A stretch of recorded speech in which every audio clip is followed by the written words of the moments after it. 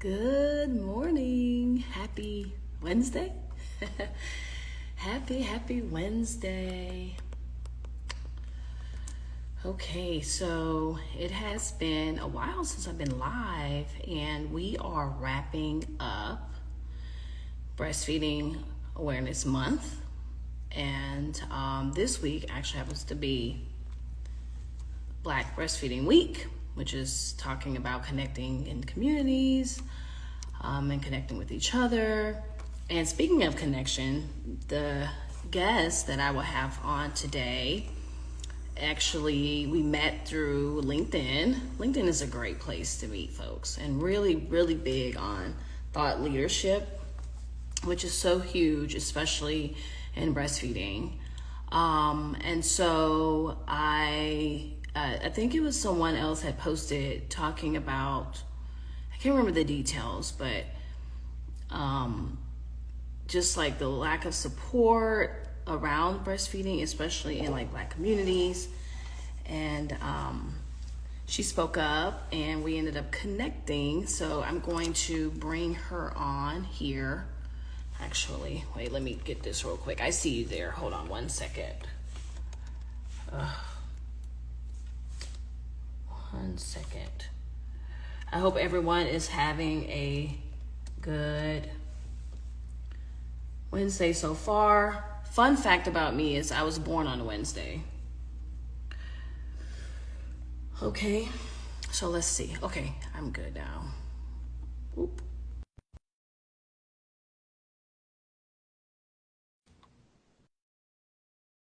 See, I'm bringing you on. It's supposed to be doing it. Let's see. Hey, Tracy, how are you? Hello.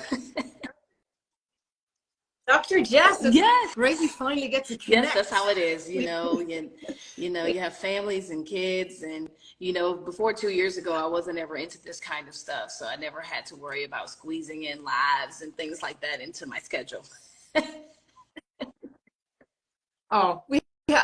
We had, for anyone that's watching, last week we were trying to do this, and I had a sick child, and then yesterday goodness. we brought COVID home. So I have another one sick upstairs. I'm like, yeah, okay, it is what it is. And yes, exactly. We dealt with that too at the beginning of the year and had to get that situated. And I knew it was always a risk with, kids playing soccer and then they're back in school and all the things. But thankfully, my son did well. So I'm glad about that. Yes. Long may it last. I remember when it first happened, you were so afraid of anyone catching it. And, on the news, they say now it's really more of the elderly and probably the more extremely, compromised that are being hospitalized at least. It also makes me curious because, like, I always so wonder, are people really testing themselves?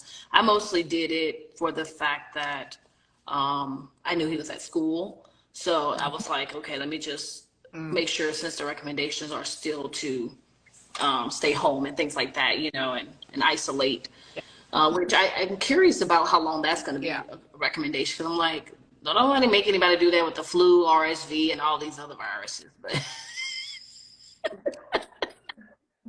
that's a question for another live. How long are we going to keep going like this? I think it's just because we've settled into it. So anyway, thank you so much for agreeing to do this live. I'm so glad that we connected. I first came across mindfulness maybe about a year ago. I joined the MD Business School with Dr. Una when I decided I wanted to do like postpartum care and practice and kind of just learning how to merge into entrepreneurship as a physician. Because I grew up just saying, I just want to be a doctor and that's it. But one of my colleagues, Dr. Rashmi Shram, she has a big mindfulness coaching practice, and we did a live talking about it. And I remember thinking how brilliant it is, like, and how it's something that needs to be interwoven into our lives. It's like self-awareness, essentially. I feel like, so, but because of that, when you said it about breastfeeding, my mind was blown. I was like, oh, what? you can be at mindfulness and breastfeeding. And then this neat graphic that you showed me, which I'll have to try to figure out a way to link to it, because I just thought it was so amazing, like just the way it just described it, all the pieces. And that is why I got into fourth trimester care, because just through my work, after my own experiences, but just even just the fact that I see moms and babies every day, I'm seeing people at the beginning of an experience that has that's going to rock their world. And in some aspects, they're already feeling it, like the babies had to go to the NICU for few days or a few hours even, or depending on if their birth was a little bit traumatic or just anything not going the way they desired, right? Then I just think, and then when you said, the thing that made me really want us to talk was, you were like, they need to really start thinking this while they're pregnant. And I was like, this is so true, because we're playing, it's kind of like preventative care versus like practicing medicine. It's like you're playing catch up, when if we would have got ahead of some things, like just making people aware, advertising, hey, this will help you, you know. And so tell for people, because I know it was the middle of the day, so a lot of people are really at work, but for those of you, when you watch this later, you put hashtag replay, and definitely pop your thoughts into the comments about what we talk about today, any thoughts about what we say, any questions you have, and we definitely can follow up, because this is such an important topic. So just for those who may have not even been, like me, had been under a rock for 38 years. And then in that most recent year, my 39th year, actually heard about mindfulness. So please tell them what that is. Well, first of all, I'm so glad that you've had a positive experience with mindfulness in your coaching, because oftentimes when I say that word, people are like, oh, because they have these preconceived ideas of what mindfulness is, and they think either, first of all, it's a relaxation technique, and if you've had a baby in NICU, you're thinking, well, you know, I was going through a lot of trauma and you're telling me to relax? Yeah, it doesn't land. Or else it's a religious thing, or or they have to go and sit in a darkened room for hours chanting. So really, and I, like you, when I went into midwifery, I wanted to be a midwife. I had no intention of being an entrepreneur or any of the rest of that has evolved over the last couple of years. And I'm very, very appreciative of, and it's great to meet other medical midwifery entrepreneurs as well around the world, because it comes with its own challenges. But with that, when I got involved in mindfulness, again, I had my own ideas of what it was, and it was many, many years ago. And as I learned more, and I went in, I've just, fingers crossed, submitted my master's dissertation in mindfulness. So thank you. It's been a journey. What I wanted to do was, okay, so how can we get this information, bring it down from the mountaintop, which is what everyone assumes to happen, because all of the pictures you see of mindfulness are people sitting in this lotus pose on a bloody hill somewhere with the sun rising. I'm like, no. Again, I'm thinking parents, whether they're, getting ready to have their baby, or just had a baby, or they're dealing with some big crisis in their lives. Nobody's going off to sit on the hill. So I really wanted to bring this approach down from the mountaintop and bring it to the main street for everybody, so that we could really condense and distill it down into the main aspects. And as you mentioned, self-awareness is a big part of it. So for me, I've been going through midwifery, and it was a constant source of comfort and a way to even help me think clearly. I think that is a really important part for parents, that it gives you clarity of thought, because we're hijacked by our thoughts and our emotions a million times a day. But what we have to realize is sometimes we are our own worst enemy. And we can't, I talk a lot about in my gentle birth work, which is focused on helping parents have a positive pregnancy and positive birth as they define it, nobody else. So whatever that is, it's good for them. And it was really to help people understand, really, we can't trust our own mind, especially in what I call an unsupervised or untrained mind, because thoughts are going to bubble up all day long, and thoughts are not the problem. It's when we believe what we're thinking becomes the problem. And there was a great message that our video I was watching on your channel earlier, and a mom that was saying how we have got to stop saying breastfeeding is natural. That's why I remixed that one. I thought that was brilliant, Yeah, and I've been correcting everybody here. I hear that says that in the hospital. I'm like, no. The breast milk that we make is natural, but the process is a skill set. and it is, and this it's a journey, and it's a skill set. But when we, and as mothers, we do this so much. I hate that the shoulds. I should be doing my baby should be sleeping longer. My baby should be sleeping. Whatever that is, I don't remember where I heard that quote, but it was shoulds or coulds with shame added. That's right. I love that. Yeah, and it's a worthless shame, and motherhood shame in general is usually not a great emotion to be carrying around, but in motherhood, especially in those early days, it sets the tone. I mean, it sets the tone for everything else. And you're right about the mind part. If you already take off believing you're not capable of being a good mom because you've attached that to the feeding, right? And I think you posted an article. Was that you that posted an article? Or somewhere I came across somebody posted an article. No, it wasn't you. It was another person on LinkedIn that posted from the Maternal Mental Health Association about linking postpartum depression and feeding. Like moms being attached to that whole process. And I hear it because I see it all the time. Like I tell you, I pay attention to, they internalize like their ability to be a mom based on what their baby is or isn't doing.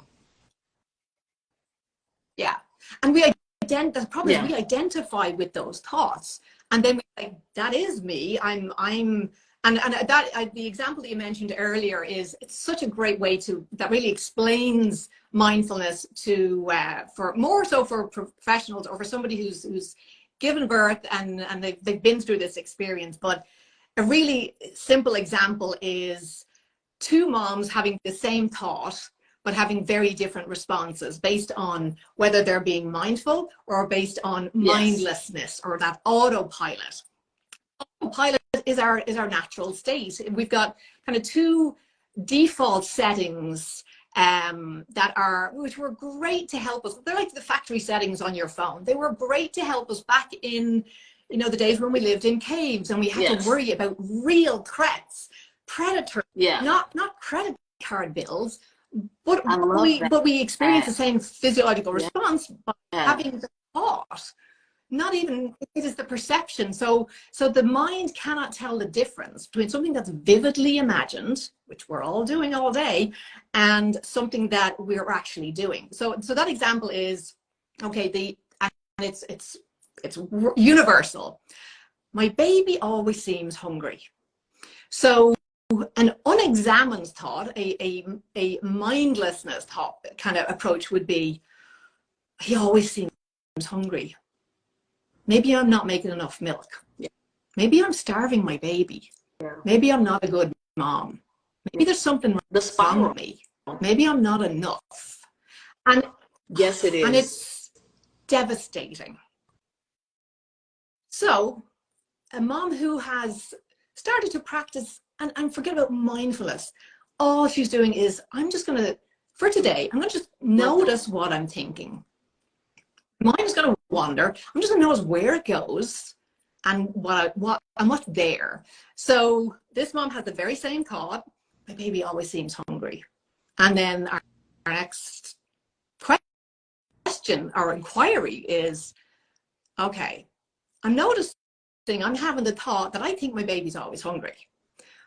So let's investigate. Is that really true? Well, let's look for the evidence. Well, baby's putting on weight. He's outgrowing his vests. He seems really content between feeds. Maybe this is a growth spurt. Maybe I'll call my pediatrician tomorrow and get some advice. And we've cut this whole interaction short. We're now in a place where we have, and what I love about the mindfulness practice and what it's doing in the brain is it is disengaging that emotional limbic brain that hijacks us. So we're interrupting that habit of thought, and we're saying, oh, is that really true?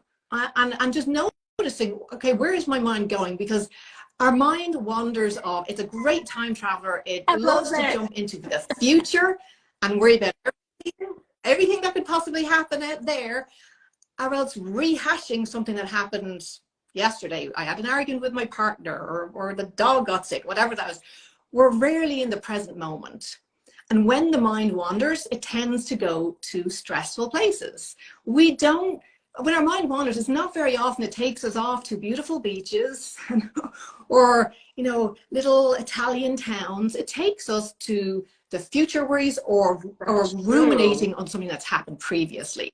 And what I always say to when I'm trying to explain to moms, again, because of the misconceptions about mindfulness is you never hear a newly postpartum mom saying, I cannot help having all of these amazing thoughts. I'm loving it. Yeah, that's true. We don't hear that. We hear the opposite. So what I feel like we can give parents these tools, especially during pregnancy. I think it's just so worthwhile during pregnancy. And because we have that accelerated brain plasticity in pregnancy, it is the perfect time to start this practice. Excuse me. Because we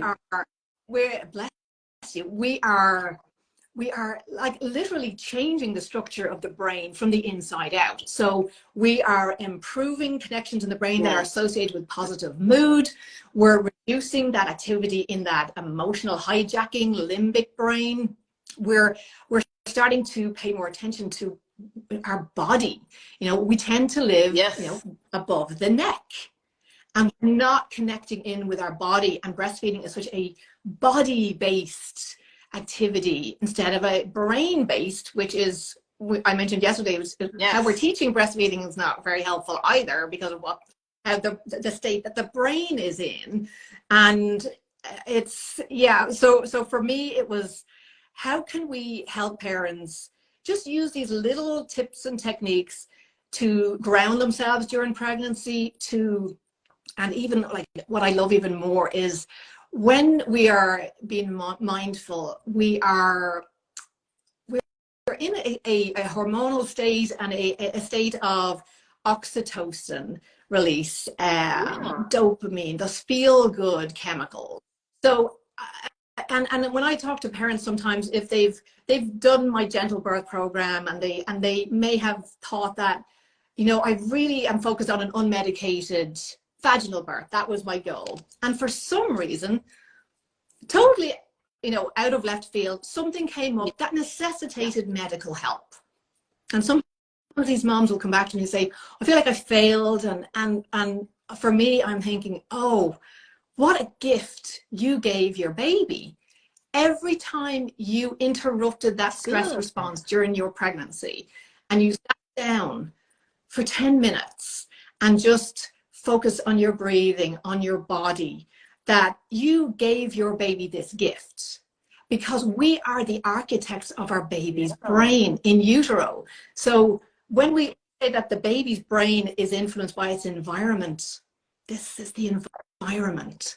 So we want to, and I want to be really clear here. I'm not saying that, we need to, we're going to wrap ourselves up in a cocoon and just not have any stress during our pregnancy. Not at all. We cannot avoid stress. That's the bottom line. Stuff happens, and we just have to be able to deal with it. But what we want to do is, like, when these things happen, is that we can have that clarity of thought of, okay, I stacked the odds in my favor as much as I could, and now I have to let go of whatever outcome I was expecting and try to make peace with that. And again, we buy into our own PR so much without questioning it. So that's really kind of where we get into trouble. But in pregnancy, because we don't know, and given your own experience, we don't know what's coming down the pipeline.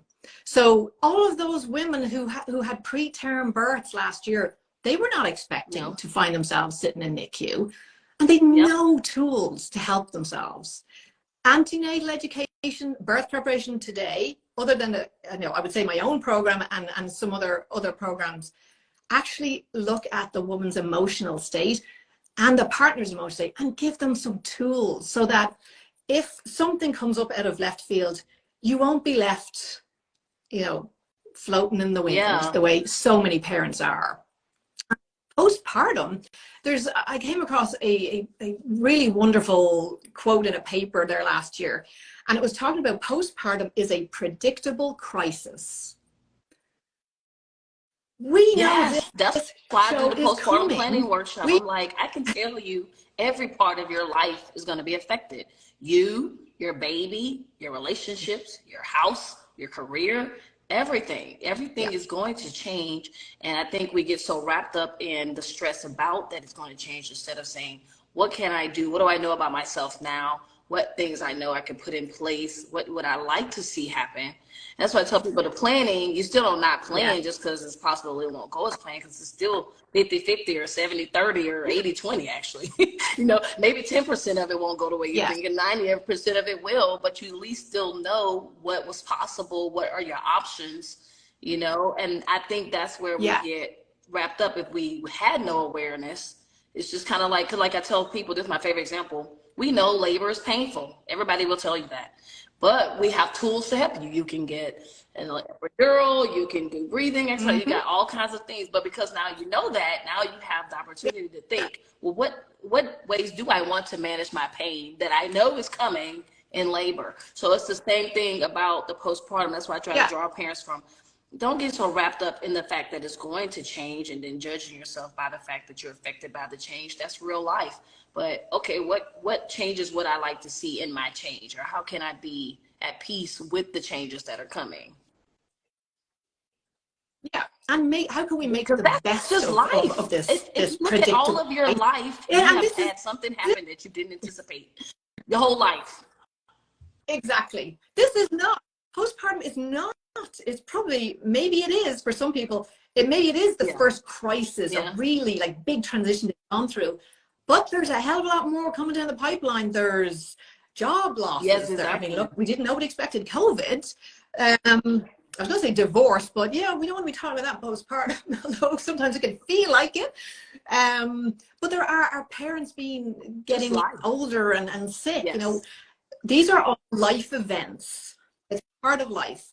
But if we don't have any coping mechanisms, healthy coping mechanisms, what are we doing here? Well, when we look at postpartum suicide rates, I mean, come on. If we're not teaching coping strategies in breastfeeding, we are failing mothers. We are failing. So for me, it's like, I just can't, I go banging my head on walls a lot thinking, why isn't this a standard part of breastfeeding preparation, childbirth preparation? Don't tell me to relax, because if I am dealing with anxiety or I've depressive symptoms, but relaxation is what they're being taught in antenatal education and breastfeeding. Take a few breaths. I'm like, please. Yes. We need to dig a bit deeper than to take a few breaths. We need to start. Yes, we need to get curious about the moms and help them get curious about themselves and move from a place of judgment. I told you I got to do my TEDx talk. Choosing curiosity over judgment. I really think that really relaxes you. It does end up getting the result of relaxing them, but it's actually more helpful because it's helping you to take a step back and say, there's nothing right or wrong about what's happening with me right now. It just is. And so what do I think about it? And is there some way I can change the way I think about it based on new evidence? And I use that. I just did a live with, a podcast recording with the Dear NICU Mama group. And I tell them that I try to teach my patients to think like me, even when it comes to, because they want to talk about illness, flu and cold and flu season is coming. NICU babies, moms are going to be very anxious about their preemies. And so I say, well, if your baby has a fever, even in that moment, take a step back. Okay, all right, we have a fever. What else has been happening around my baby? Have they otherwise changed in their activity, their eating? Start gathering data. And that's going to help you with your even calling the pediatrician, well, they can even guide you more along, well, what's more likely based on that data. Because the parents will do that too. They'll come in the ER and be like, they've been vomiting all day. And I'm like, so like 1 o'clock, 2 o'clock, 3 o'clock, 4 o'clock, 5 o'clock, 6 o'clock, 7 o'clock, they've been vomiting. And then they're like, oh, well, no, it was just like 2 times. But you see how they've already amplified the 2 vomitings because they're just worried. So I get it. I definitely validate them. And so we need more validation too. Like, this is hard, but it can be easier based on these things that we can help you do. And I think you're right. That's the message. And for me, one of the things is that we don't even have breastfeeding education incorporated into medical education, which it should be. And the extent of my education prior to finishing was, what are the benefits of breastfeeding? That was all we were taught. That's it. I never knew how to help a mom get started. What was some things to troubleshoot when latches wasn't going great, when she was having nipple stuff going on. They don't teach us that kind of stuff. I've had to like pursue that education outside of it. And it's doing a disservice because moms are not just, they're seeing adult doctors on their journey. And they're making assumptions that because they're in healthcare, that they have a certain level of knowledge about something, which is not accurate actually. And so they either get discouraged real easily if it's not somebody that's into breastfeeding. They can get shut down so quick. I've seen it happen. And like, all they needed was a little tweaking, just a little tweak. They didn't need formula right away, just stuff like that, right? And so, not that I'm against formula. Again, I'm against not having accurate information, like you said, like evidence-based information to really help people where they can make an informed choice. Because now they're making a decision based off of inaccurate information and fear, as opposed to, I have all the information laid out and I'm still choosing to do this X, Y, and Z for this reason, then I can respect that. But if it's out of fear, then we just sent the wrong message. It's so true when we don't make really good decisions from a place of chaos. We just don't. And it is, you're probably familiar, there's an acronym often used in the birth community, BRAIN. So it's benefits, risks, alternatives, intuition, and relative nothing. So it's a really nice framework for helping make decisions. So it's become very, very common, and it's, people are very pedantic about it. We're going to use the BRAIN tool, but if you're if you're already stressed and you're panicking over something, you don't have the executive functioning capacity of the brain to go through that in a methodological way. But so I always say, okay, calm the brain before you do brain, because that's not going to be an informed decision. It needs to be C brain. Calm, then the rest of it. Sort this out here between the 2 ears first, and then let's look at decision making, because we don't. And for when we look at, again, around breastfeeding, so many moms will stop breastfeeding because of, not just because of the mechanics of it, the pain and whatever what they're going through in those early days, but they're stopping before they wanted to, because nobody has given them tools to understand. They've made up mechanics about boobs and babies, and they've left out the brain completely, the master controller. So Professor Amy Brown has written a really brilliant little book called Why Breastfeeding and Grief Matter. So, and she did a really fascinating piece of research. She interviewed around 2,000 women and who had stopped breastfeeding, and so much of it was about they weren't expecting the emotional intensity, and they had no tools to manage that intensity. So for me, that was like, oh, that is just, it's again, for where I'm coming from, that's shocking. That again, we're teaching the mechanics, we're not teaching a mind-body holistic approach. And all of these women are, for a mom who is, struggles on and persists, and she's able to get support and her journey changes. But for those, like in the UK, we're looking at, I think it's like less than 1% of women are exclusively breastfeeding at 6 months. So this is shocking, and there's no reason for it. Well, there is plenty of reasons for it, but knowing what we know, we need to address this. So what about, so all of those women that you know, those 90% of women who had stopped breastfeeding before they wanted to, where is their support? Where's their mental health? It's not, it's like, well, now you're off the breastfeeding radar, good luck to you. And you don't worry about the fact that we know that stopping breastfeeding when you really didn't want to is going to impact your mental health. Don't worry about it. It's like we have this huge vacuum of all of these women. So we have women who are struggling through and breastfeed, and eventually, you know, they battle through enough. And then we have this cohort of women who have just, they've stopped, and they have been just, again, we have failed women.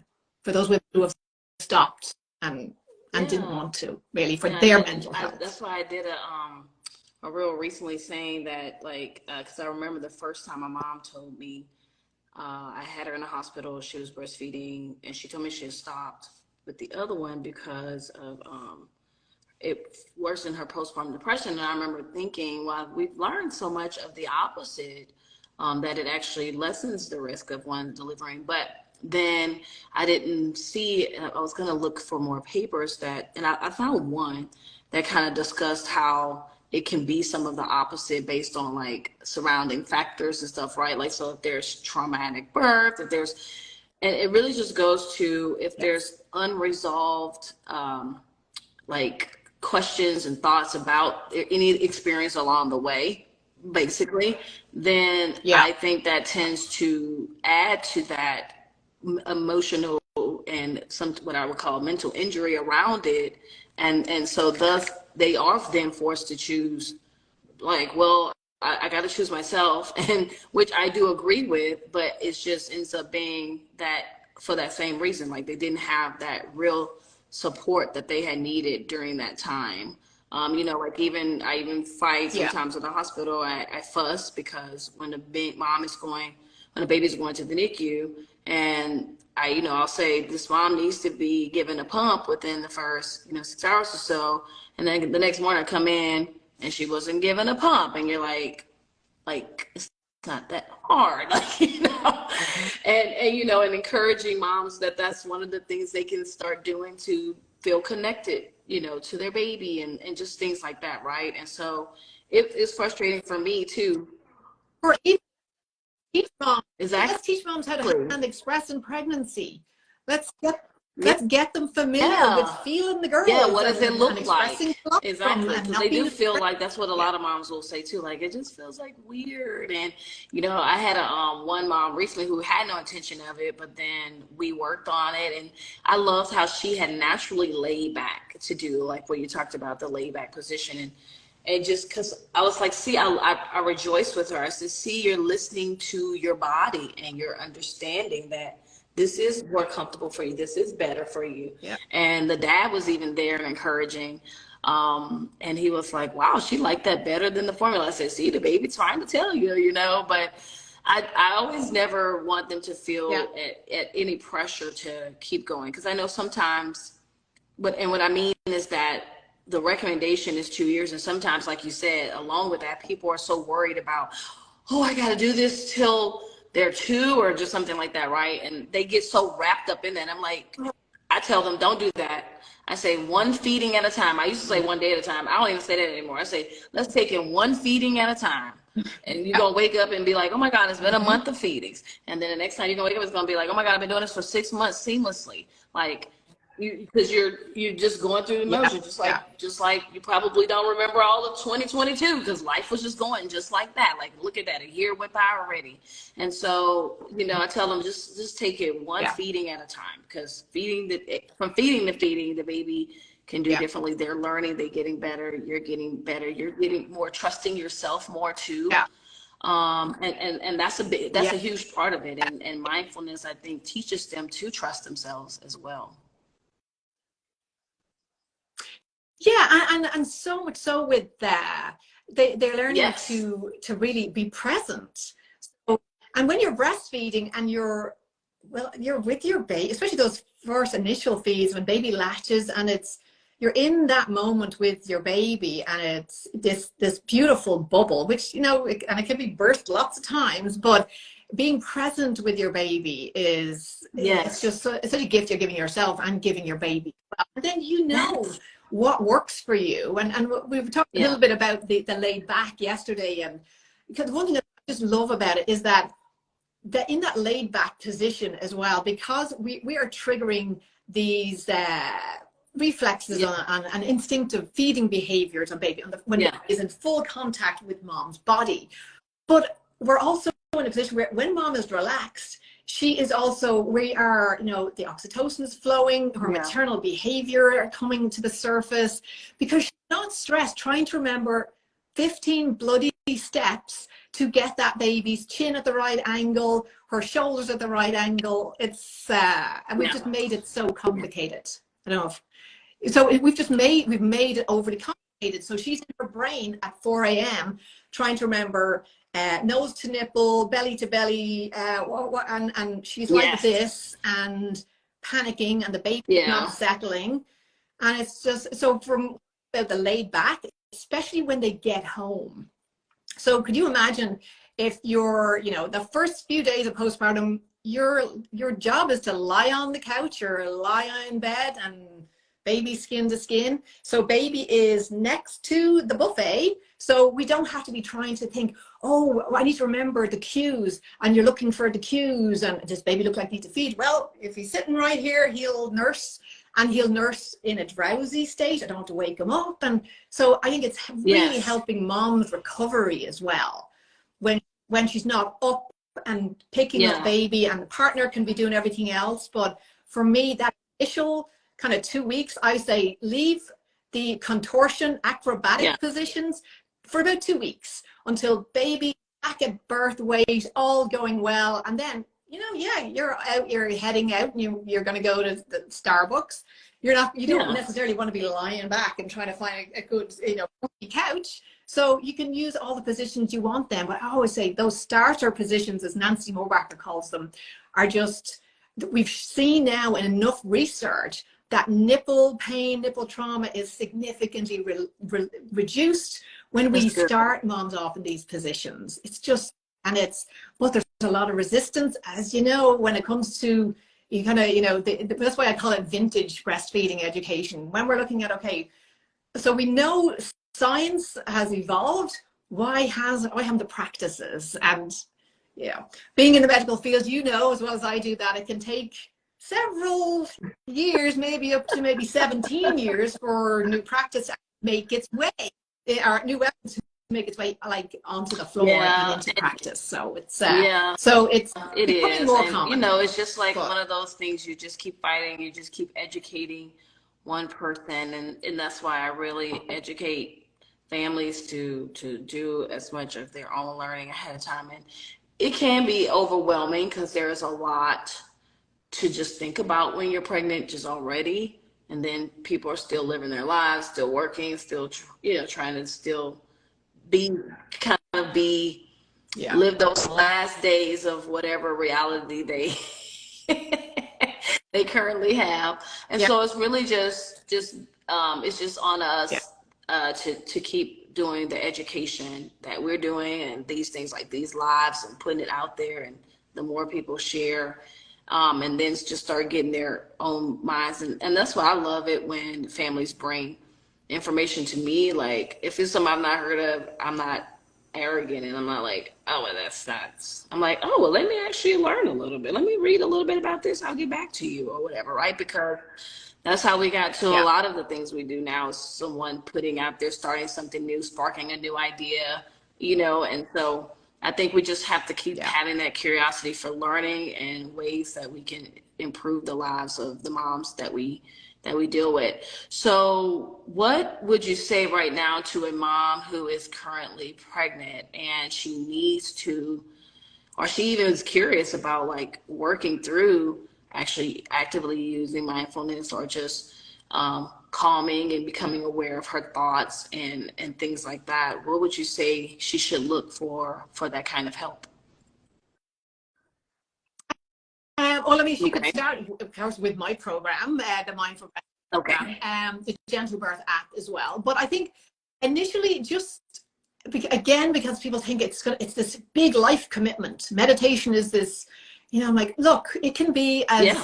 as routine as brushing your teeth. You prioritize brushing your teeth.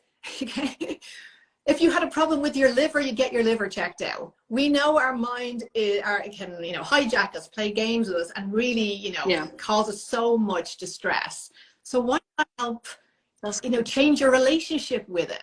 We can't get rid of stress, but can we change our relationship to stressful thoughts so that we can literally, we can short circuit them early on, so we don't take that deep dive into spiral.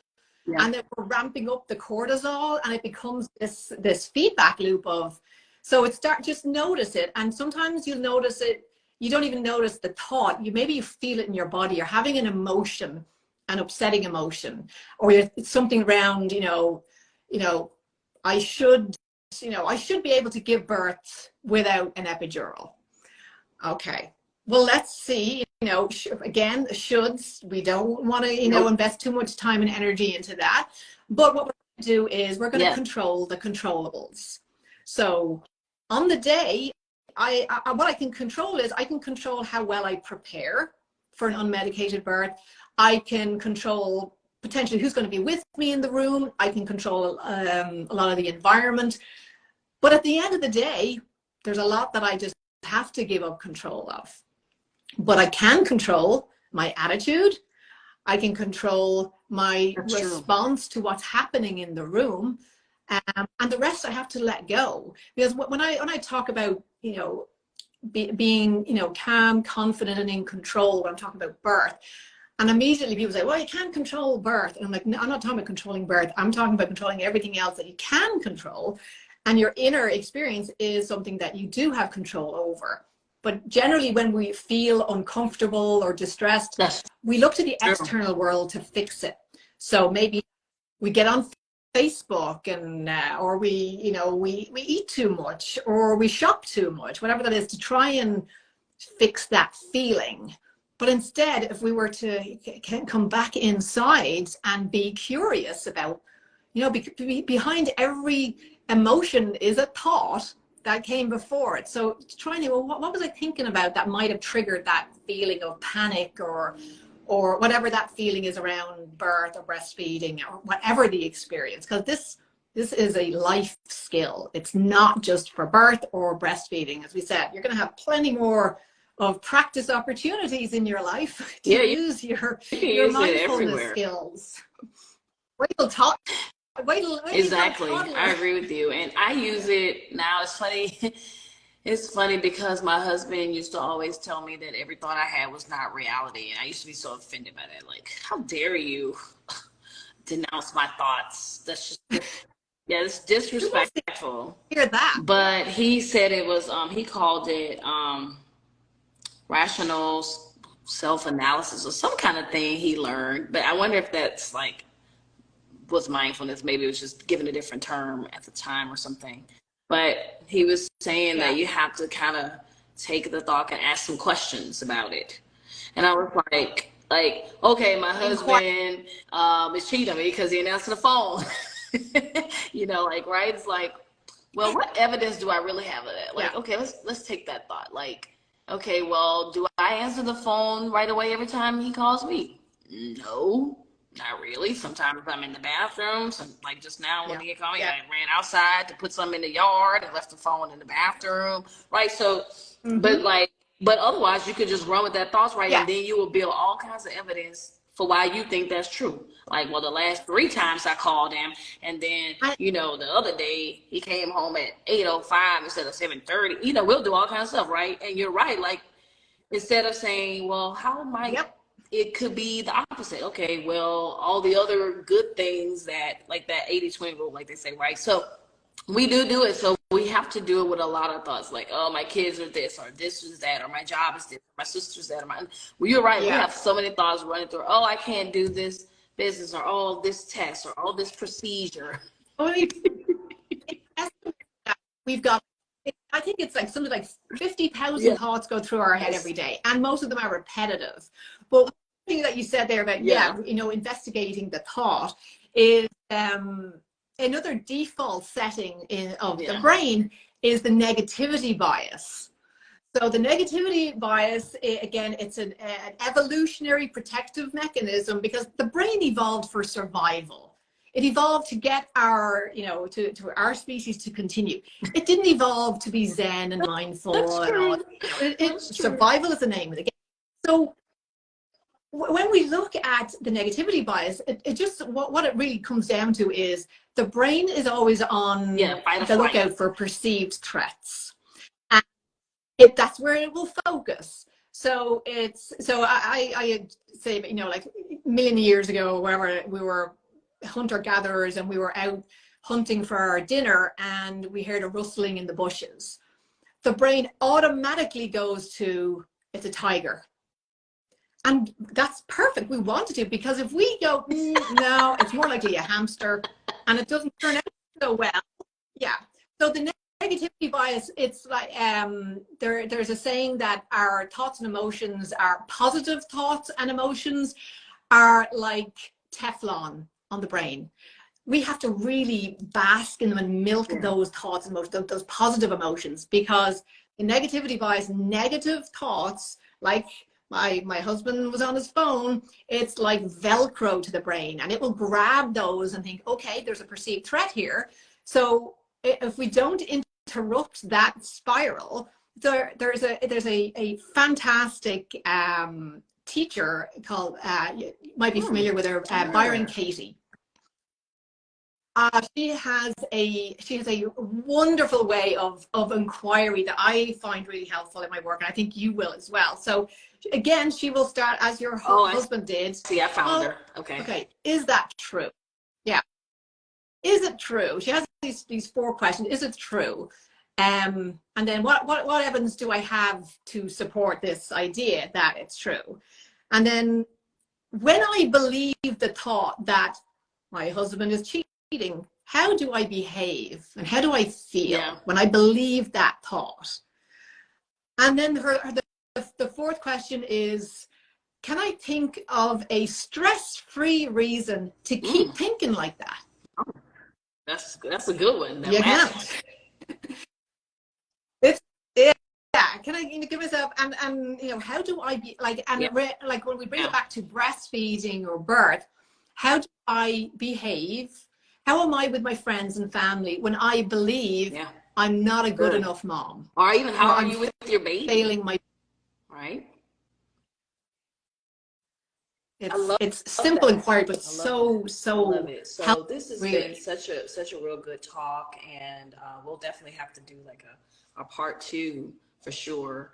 But I want just moms watching this to know that, this is nothing, this is no judgment on anything. This is just kind of factual information about our brains. That's why I gave that example about the thought, and I love how you said the default part. So it's really just like kind of building your own resourcefulness to help you, thrive on your journey, as opposed to just surviving, which is what we're trained to do, is survive, but but we would like, it's best that we thrive. Exactly. And so that's what I always said, like, for my thing is I want moms to thrive, not just survive on this journey, because you'll just be like living. Somebody posted this on Facebook. Somebody said that they just realized they've just been existing and not living. And I thought, how sad. And I wondered, well, I kind of asked her the question, well, what do you think you have to change to feel like you're living, right? And so I've become to be more curious about myself, and I have enjoyed it. It's as painful as it can be sometimes to look at within and ask yourself those hard questions. Yeah, but it really does help you break through. It really helps you to say, you know what, I can be free of some of these things I place on myself, And I'm so glad you brought up the word freedom, because that's so really what it's about. And especially, because we're kind of talking about postpartum today. I've seen all these videos lately about how much energy it takes for the body to create milk. So, and I saw one this morning, it was, 2 hours of hiking up a mountain or 6 hours of hot yoga for that's how much energy the body needs to create.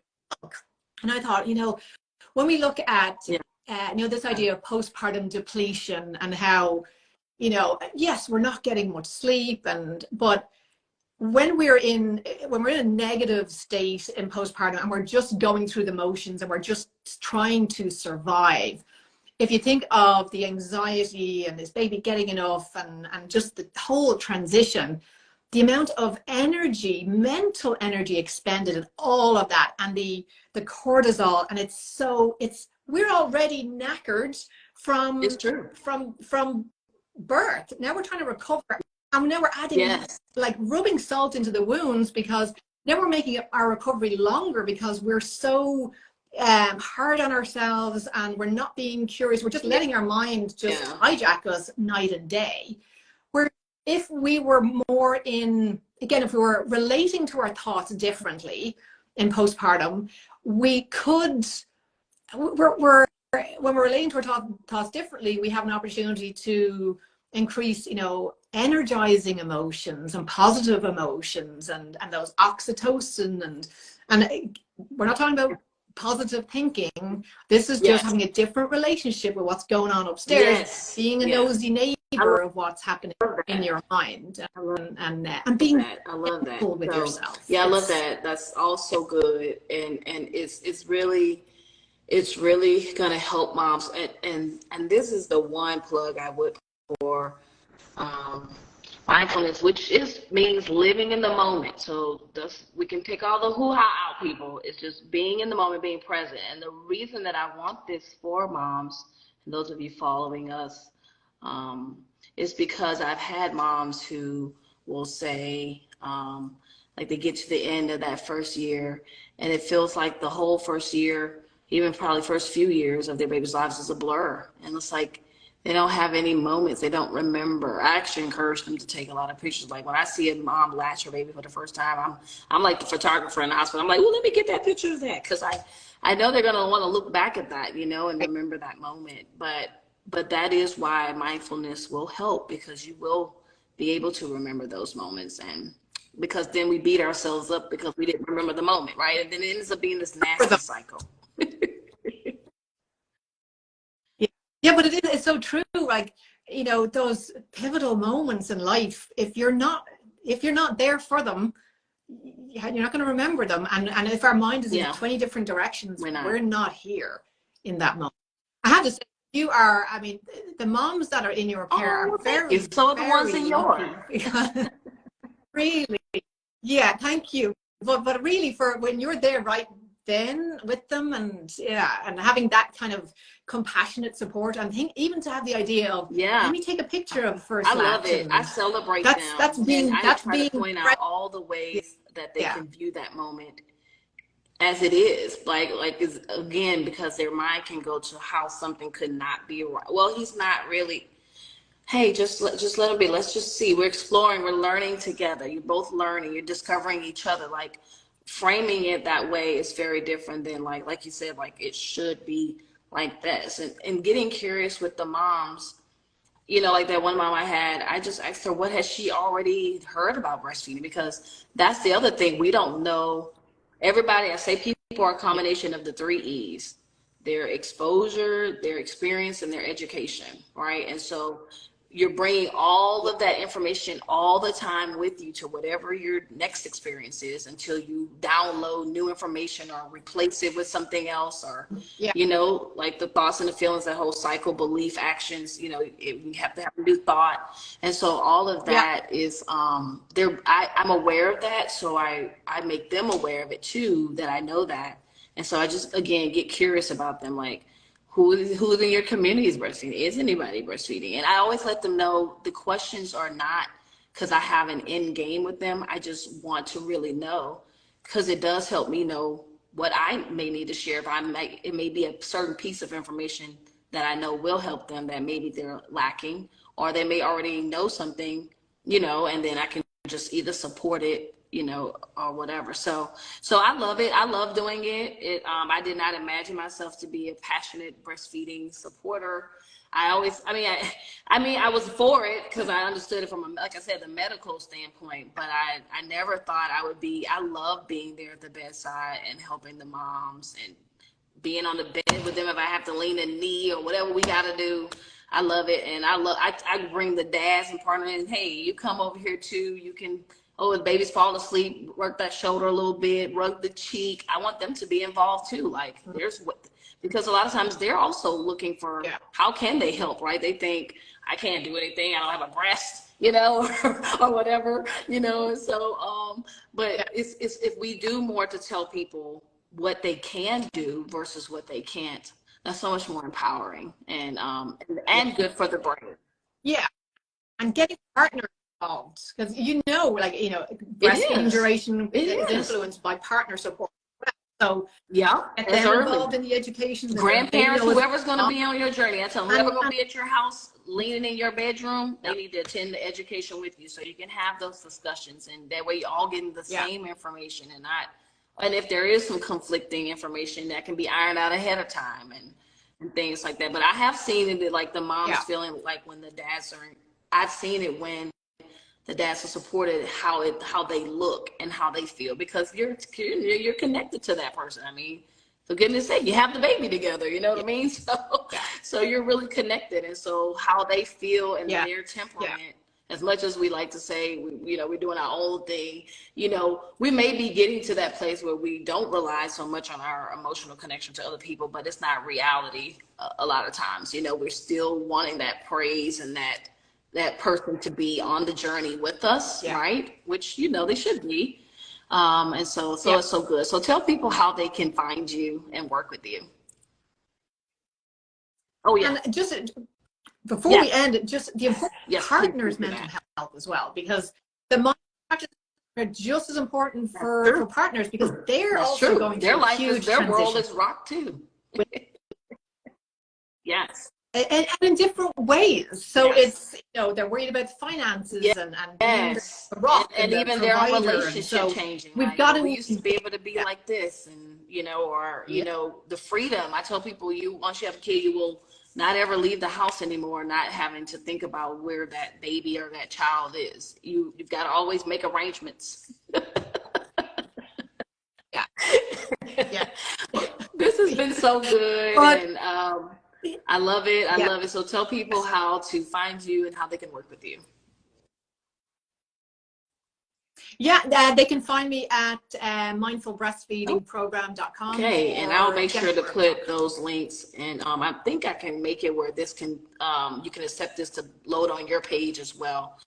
So that way it'll be good for people. I think it's going to be some good information that'll help moms and their families. And you're right. I always say I name my company Mom and Me, but I say I have a mom and me plus dad or, partner equals 3, because that family, that village, mom and me plus village equals 3.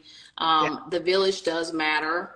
And a lot of moms are having babies without villages, which makes it so much more harder. So much more harder. So, but we're gonna stay in this fight to improve breastfeeding outcomes and birthing experiences.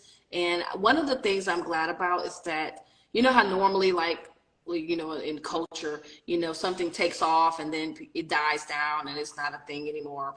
I have loved seeing the continued commitment to improving breastfeeding education, keeping the things on the table about Black maternal health crisis. Just like people are really engaging and keeping this information, like they're really keeping the important issues at the forefront now, especially with regard to, because I think people are just realizing like, it's really time out. Like we really need to get some real improvement in people's lives in this way.